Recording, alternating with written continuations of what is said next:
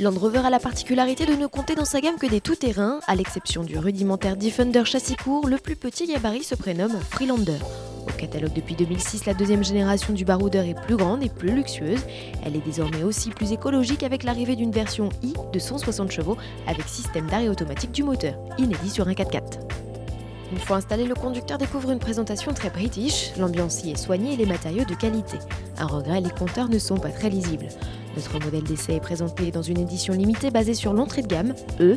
Elle s'enrichit d'équipements normalement en option comme la climatisation automatique, le radar de recul et les rétroviseurs électriques. Le diesel de 160 chevaux boîte manuelle s'équipe d'office du système Stop and Start, un dispositif surtout efficace en ville où il permet de limiter la consommation à 8,5 litres au 100 km. Malgré l'embonpoint, le bloc ne peine pas à bas régime. Un regret toutefois, la boîte est trop longue et l'étouffe sur les derniers rapports. Côté comportement, il est confortable, rassurant et aussi à l'aise sur le bitume que dans la boue.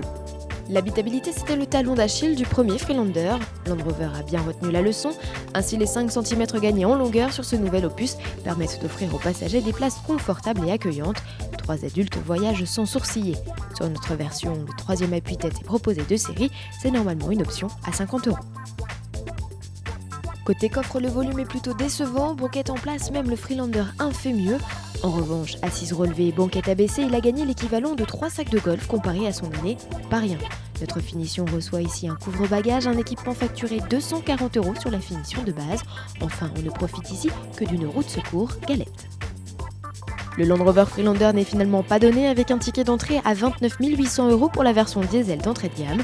Notre modèle d'essai se montre bien plus attractif avec des équipements supplémentaires et un prix de base à 25 900 €. Seulement voilà, c'est une exclusivité puisqu'elle n'est disponible qu'à 200 exemplaires.